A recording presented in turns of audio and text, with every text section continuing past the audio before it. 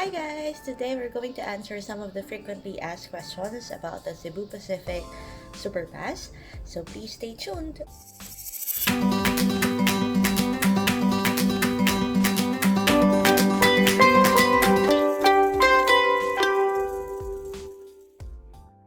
Before you proceed, I highly suggest for you to watch the recent video that I had for the Cebu Pacific Superpass. This is where I provided all of the overviews, and that is where I actually got all of your questions.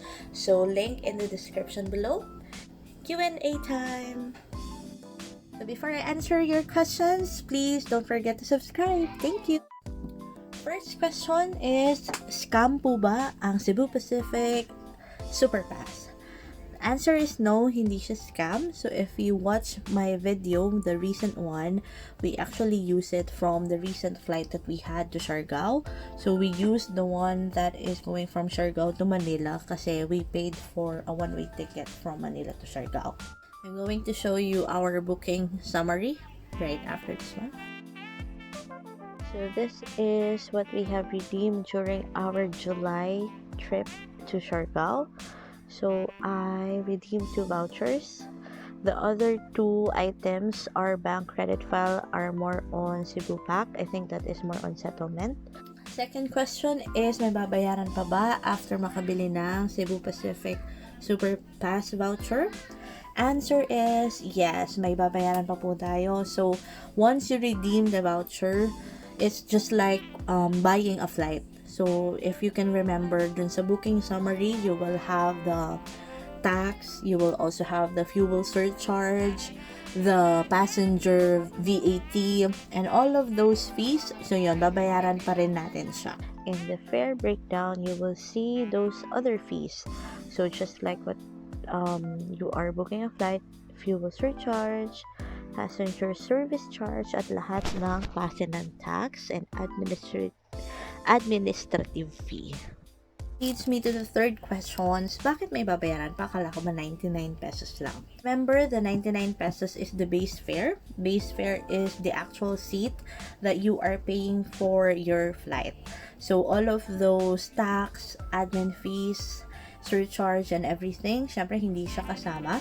So, that is why meron pa tayong extra payment na ibibigay. Since we're talking about payments na, that actually leads us to the fourth question, wherein, why do I have to pay again, since I already paid for those taxes, for those admin fees when I actually bought the CEB Pass voucher?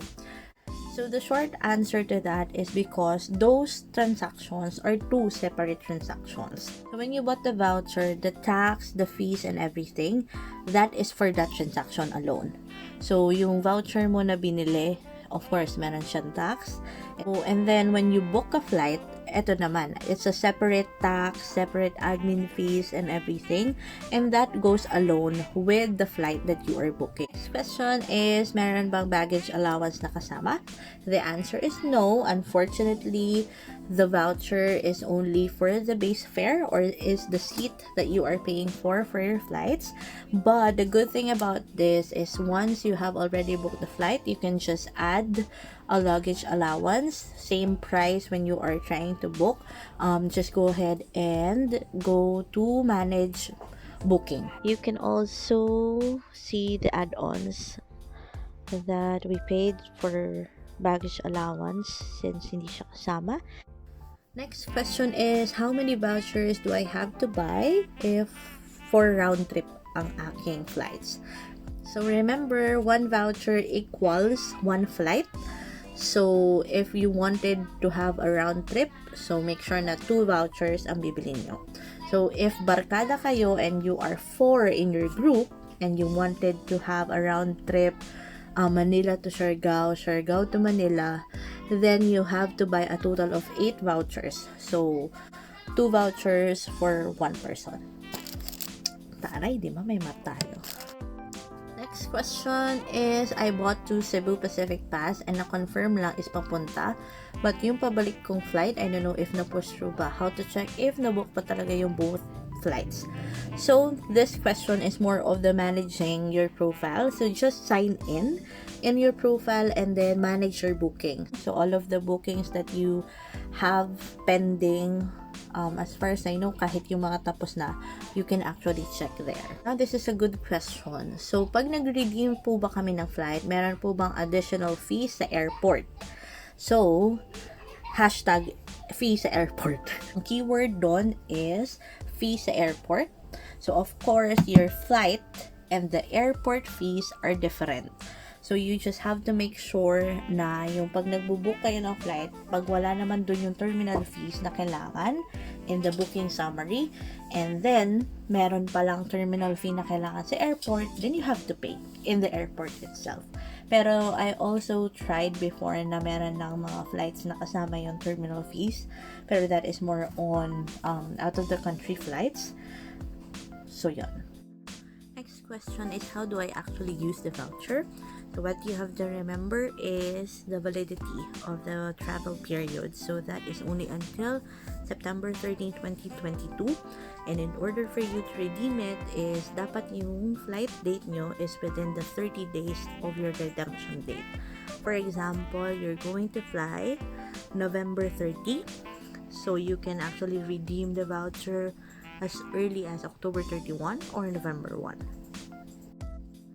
Next question is, can I book in advance? So yes, you can actually book in advance, but the earliest is 30 days before your flight date, just like what I mentioned before. Next question is, paano kung may infant ako na kasama, 1 year old, can I buy a voucher? So this is my personal experience and I'm just going to share. I actually tried it with my son. So I bought one for Franco, and so when you try to redeem it, you have to enter your kid's name plus the birth date.